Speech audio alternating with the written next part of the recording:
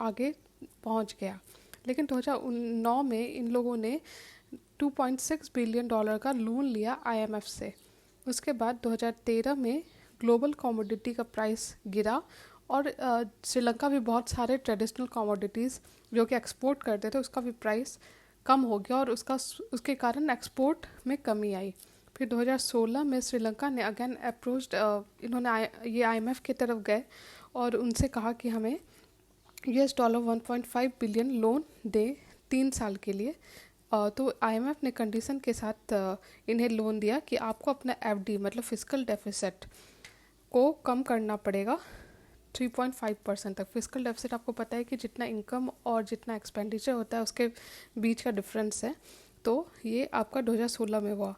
फिर 2019 में क्या हुआ कि जो इनका इकोनॉमिक हेल्थ है फिर से ख़राब होने लगा और जीडीपी ग्रोथ जो है इनका बहुत कम हो गया। ये 2.9% था 2015 में, जो कि 5% था, वो 2019 में 2.9% रह गया। इस तरह से हमने इवोल्यूशन समझा कि किस तरह से इवॉल्व किया है श्रीलंका का इकोनॉमिक क्राइसिस अगर हम हिस्टोरिकल पर्सपेक्टिव से देखें। उसके बाद अगर हम अभी का बात करें तो देखिए आपको पता ही होगा श्रीलंका में इकोनॉमिक क्राइसिस चल रहा है। वो अलग अलग तरह का हेल्प या फिनेंशियल असिस्टेंस खोज रहा है बाहरी के देशों से। और इंडिया ने एश्योर किया, इंडिया एज ऑलवेज वो हमेशा अपने जो भी नेबरहुड जितने देश हैं उनका हेल्प करता आया है। तो श्रीलंका का भी हम जितना हो सके हेल्प कर रहे हैं। श्रीलंका ने पूछा है इंडिया से कि क्या ये जो it can reach out to some of its bilateral and multilateral partners, मतलब कि सिर्फ इंडिया अपने ही थ्रू नहीं बल्कि श्रीलंका हमें कह रहा है कि हम बाकी देशों से भी कहें कि वो उनका हेल्प करें, जैसे यूएस हो गया, जापान, ऑस्ट्रेलिया, आसियान। श्रीलंका में बहुत ज़्यादा सीवियर इकोनॉमिक क्राइसिस है, वहाँ इन्फ्लेशन बहुत ज़्यादा हो गया है। तो हमें समझने की ज़रूरत है कि रीज़न क्या है कि श्रीलंका का ये हाल हुआ। तो देखिए पहला तो आपको पता ही है कि श्रीलंका बहुत ज़्यादा डेब्ट में है। उसने अलग अलग देशों से, आईएमएफ से, चाइना से लोन लेके रखा है और वो उसको टाइमली पे ही नहीं कर पा रहा और इतना ज़्यादा इन्फ्लेशन हो गया है कि उसके लिए और ज़्यादा मुश्किल होते जा रहा है। साथ में श्रीलंका जो है बाकी बाहरी देशों से जो भी इम्पोर्ट्स होता है उस पर बहुत ज़्यादा डिपेंडेंट है, जैसे कि शुगर, पल्स, सीरियल्स, और ये एसेंशियल आइटम है। आपको पता है कि चीनी के बिना कितना मुश्किल होगा लाइफ। तो ये पहला रीज़न है कि श्रीलंका ने डिफ़ॉल्ट किया है ऑन डेप्ट। तो ये आप नोट डाउन कर लीजिए। दूसरा जो मेजर फैक्टर है वो है डेप्ट ट्रैप डिप्लोमेसी। चाइना है कि बहुत आसानी से देशों को लोन दे देता है, लेकिन उसके थ्रू वो उन देशों को फंसा लेता है। और चाइना ने ये सिर्फ श्रीलंका नहीं, अफ्रीकन नेशंस के साथ भी किया है। चाइना का जो ये डेप्ट ट्रैप डिप्लोमेसी है ये बहुत फेमस लाइन है। जब आप चाइना के बारे में पढ़ोगे तो चाइना इजीली डेप्ट देता है बहुत आसानी से, विदाउट असेसिंग कि कंट्री उसको रीपे कर पाएगा कि नहीं, ठीक है। और श्रीलंका के साथ भी यही हुआ, वो उसके उस वेव में फंस गया और अब चाइना जो उसका हम्बनटोटा पोर्ट है उस पे उसको 100 साल के लिए वो चाइना के पास चला गया है, जस्ट बिकॉज चाइना पे भरोसा करते हुए श्रीलंका ने वहाँ से लोन लिया। तीसरा है कि fall in tourism. Fall in tourism मतलब कि देखिए श्रीलंका एक टूरिज़्म का हब है, ठीक है। आप भी कई बार सोचते होंगे कि श्रीलंका चलते हैं। तो टूरिज़्म कोविड के समय जैसे आपको पता है कि उसमें मेजर इम्पैक्ट पड़ा, एयरलाइंस बंद थे, बॉर्डर्स बंद थे, तो लोग ऑफ कोर्स घरों में रहना उनके लिए ज़रूरी हो गया। तो ये जब टूरिज़्म गिरा और साथ में उससे पहले ईस्टर बॉम्ब ब्लास्ट हुआ था 2019 में, ये सब के कारण एक श्रीलंका का इमेज भी ख़राब हो गया बिकॉज ऑफ द बॉम्बिंग। तो वहाँ टूरिज़्म नीचे चला गया और उसके कारण जो उसका फॉरेन अर्निंग था, जब टूरिस्ट आपके देश आते हैं तो आपको फॉरेन अर्निंग होती है जो कि श्रीलंका में होती थी, लेकिन after Easter bomb blast in 2019, उसके बाद कोविड, वहाँ पे टूरिज़्म नीचे चला गया। फिर चौथा है एग्रीकल्चरल क्राइसिस।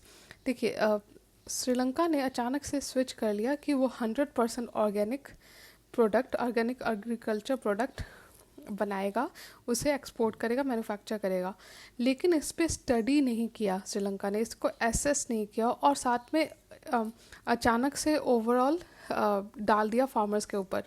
जबकि स्टेप बाय स्टेप प्रोसेस के थ्रू इसको इम्प्लीमेंट करना चाहिए था, उसको एसेस करना चाहिए था।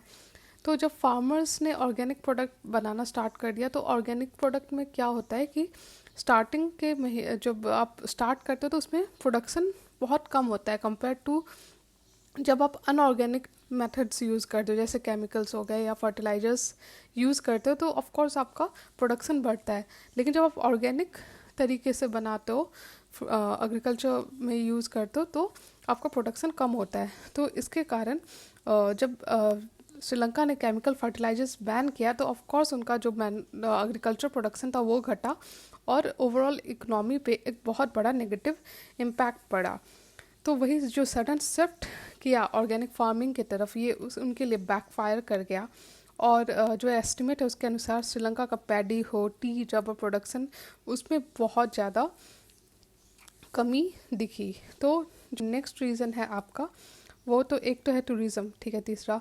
चौथा है आपका crisis due to sudden decision of shifting to organic farming, ये मेन रीज़न है। पांचवा है आपका वॉर इंड्यूस। कोविड खत्म नहीं हुआ कि आपको पता है कि रसिया और यूक्रेन वॉर स्टार्ट हो गया, और उसके कारण जो पूरा वर्ल्ड जो एक ट्रांसपोर्ट स्ट्रक्चर था उसको इम्पैक्ट पड़ा, और इसका इम्पैक्ट श्रीलंका पे भी देखा गया है। और साथ में जिस तरह से डॉलर का या जो पूरा इनपुट्स हैं अलग अलग मैन्युफैक्चरिंग के, उसके दाम बढ़ रहे हैं, तो उसका असर दिख रहा है। तो वॉर इंड्यूस्ड इन्फ्लेशन भी एक कारण है कि ऑयल का, फिर वीट का दाम अचानक से बढ़ गया और श्रीलंका इसको हैंडल नहीं कर पाया और वहाँ पे इकोनॉमिक क्राइसिस आ गया। छठा पॉइंट है कि फॉल इन एफडीआई, मतलब कि फॉरेन डायरेक्ट इन्वेस्टमेंट में भी वहाँ बहुत ज़्यादा कमी आई है। ऐसे भी जो इंटरनेशनल मार्केट है अभी उसमें बहुत ज़्यादा उथल पुथल है, और श्रीलंका में भी ये देखा जा रहा है। सातवां है कि वीक करेंसी, मतलब श्रीलंकन रुपी बहुत ज़्यादा डेप्रिसिएट कर रही है। मतलब कि अगर श्रीलंकन रुपी ऑलमोस्ट 50% का उसका जो भाव है वो घट गया, डेप्रिसिएट कर गया है। तो ये सारे आपका मेन रीज़न है फॉर श्रीलंकन क्राइसिस। छठा है एफडीआई का गिरना, और सातवां वीक करेंसी। तो ये आपको पता होना चाहिए।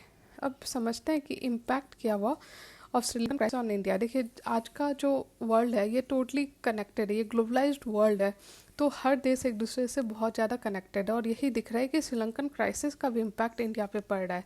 कैसे, तो वो देखते हैं। पहला, रेफ्यूजी क्राइसिस। श्रीलंका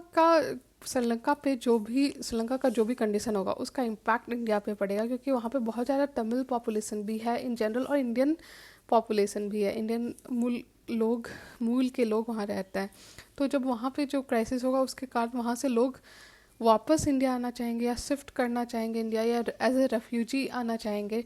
तो इसके कारण इंडिया को रेफ्यूजी क्राइसिस फेस करने का हो सकता है। और दूसरा फैक्टर है कि जब मैन पावर बढ़ेगा, जब सप्लाई बढ़ेगा और डिमांड उतना नहीं है हमारे इकोनॉमी की अभी लेबर की, तो उसके कारण लेबर का डिमांड और सप्लाई में गैप होगा, और उसके कारण जो वहाँ के लोग हैं, सिटीजन्स हैं हमारे इंडियन सिटीजन, वो उन पे इम्पैक्ट पड़ेगा। दूसरा है कि चाइना का इन्फ्लुएंस। देखिए, अभी श्रीलंका बहुत बुरे हाल में है, तो वो हर तरफ अपन कोशिश कर रहा है कि उसे हेल्प मिले।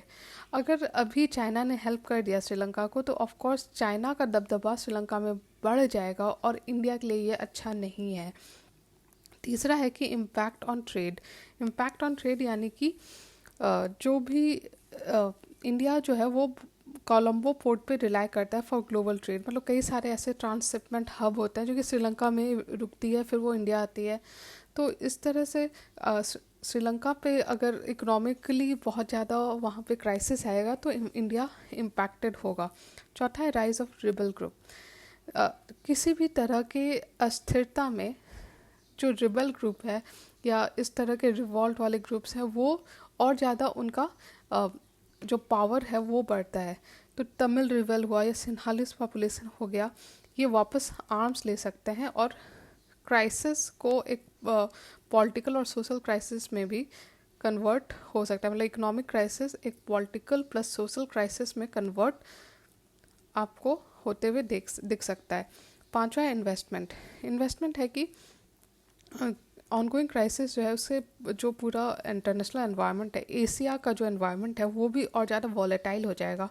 जो भी फॉरेन इन्वेस्टमेंट है वो एशिया में एज अ होल इन्वेस्ट करने के पहले सोचेंगे। तो ये जो इन्वेस्टमेंट है चाहे वो हमारे इंडियन कंपनीज़ के हो या बाहर से आने वाला रेवेन्यूज़ हो, उस पर इम्पैक्ट करेगा। तो हमने समझा कि जो इंडिया है उस पर ऐसे चीज़ें इम्पैक्ट पड़ेगी। तो पहला है कि रेफ्यूजी क्राइसिस, दूसरा चाइना, तीसरा ट्रेड पे इम्पैक्ट करेगा, चौथा रिबेल ग्रुप जैसे कि सिन्हलीज का हो गया, तमिल रिबेल्स हो गया, उनका पाँच मतलब इंडिया या एशिया के में जो इन्वेस्टमेंट आ रहा है उस पर भी इम्पैक्ट पड़। अब हम देखते हैं कि रोल ऑफ इंडिया, देखिए अभी India of course best friend है श्रीलंका का और ये दिख भी रहा है। हमने एनहांस किया है production. India can boost the essential medicines production and develop Indian pharmaceutical production facility in the short term while working to build the capacity of Sri Lanka's own industry. मतलब हम श्रीलंका को हेल्प कर सकते हैं उनका जो एसेंशियल प्रोडक्ट्स हुआ जैसे मेडिसिन हो गया उनको सप्लाई करके। दूसरा है इन्वेस्टमेंट, मतलब कि हम इंडिया को क्रेडिट लाइंस दें या करेंसी स्वैप्स करें श्रीलंका के साथ, तो इसके थ्रू इंडिया हेल्प कर सकता है। तीसरा है कि चाइना का काउंटर, मतलब कि चाइना का स्ट्रिंग ऑफ पर्ल स्कीम है जिसमें वो हम्बनटोटा पोर्ट को उसने ले लिया है। तो इस तरह के जो चाइना के टैक्टिक्स हैं उसको काउंटर करने की ज़रूरत है। चौथा है ग्लोबल एक्सपोर्ट्स। ग्लोबल एक्सपोर्ट्स मतलब कि अभी इंडिया के पास चांस है कि वो अपने जो भी एक्सपोर्ट्स हैं उसको डाइवर्सिफाई करे अलग अलग देशों की तरफ। जो भी क्राइसिस हो रहा है या डिक्लाइन हो रहा है इन प्रोडक्शन, तो हमें ज़रूरत है जो टी, टेक्सटाइल प्रोडक्ट्स या का जो मार्केट है उसको बढ़ाने की। फिर पांचवा है कि इंफ्रास्ट्रक्चर। इंडिया के पास अभी एक अपॉर्चुनिटी है, मतलब due to Sri Lankan crisis and overall जो सिचुएशन है कि जो श्रीलंका है वहाँ पे इंफ्रास्ट्रक्चर क्रिएट किया जाए, तो श्रीलंका भी उससे बेनिफिट होगा उसका और इंडिया का भी। नेक्स्ट है रिजॉल्विंग पास्ट इश्यूज़। अभी जो सिचुएशन है श्रीलंका का, तो शायद वो ज़्यादा सुने इंडिया का और इंडिया की बात को माने। तो हमें जरूरी है कि जो भी पास्ट कन्फ्लिक्ट हैं, जो भी टसल रहे हैं इन पास्ट, उसको सॉल्व करें। जैसे कि पाल्क बे फिशरी डिस्प्यूट हो गया, तो इस तरह के जो भी इशूज़ हैं या स्मगलिंग एक्टिविटीज़ या ट्रैफिकिंग के लिए जो यूज़ होता है श्रीलंकन वाटर का, उसके लिए, तो इन सारे टॉपिक्स पे हम बात करके सॉल्यूशन दें और साथ में श्रीलंका का भी हेल्प करें। तो जब हम बात करते हैं role of India in Sri Lankan crisis, तो इसमें आप मेंशन करोगे पहला कि प्रोडक्शन ऑफ एसेंशियल जो भी कमोडिटीज़ हैं जैसे मेडिसिन, उसका हम बढ़ाएं। दूसरा इन्वेस्टमेंट करें। तीसरा चाइना को काउंटर करें। चौथा ग्लोबल एक्सपोर्ट बढ़ाएं, मतलब कि हम अपना एक्सपोर्ट जो है वो डाइवर्सिफाई करें। फिर पांचवा इंफ्रास्ट्रक्चर। और लास्टली जो भी इश्यूज़ हैं जैसे कि पल्क पे फिशरी डिस्प्यूट, इन सारे इश्यूज़ पे जो भी प्रॉब्लम्स है, टसल है, उसको सॉल्व करें। तो इस तरह से हमने समझा इंडिया का रोल। कंक्लूज़न में यही कह सकते हो कि श्रीलंका बहुत ज़्यादा हमारा दोस्त रहा है और हमें अभी ज़रूरत है कि उनका हेल्प करें। उनके जो पीपल टू पीपल टाइज़ हमारा बहुत पुराना रहा है। हम अशोका के टाइम से सुनते आए हैं कि इंडिया और श्रीलंका के बीच में का जो कनेक्शन है बुद्धिज़्म रिलेटेड, तो इस तरह से आप कंक्लूड करोगे। तो आई थिंक ये जो आर्टिकल है आपका श्रीलंकन क्राइसिस पे, ये आई होप आपको समझ में आ रहा हो, आया है टोटली। अगर कोई प्रॉब्लम है तो आप मुझसे पूछ सकते हैं। और अब इस चैनल को लाइक कर दीजिए, प्लीज़ सब्सक्राइब कर दीजिए मेरे चैनल को। Thank you so much.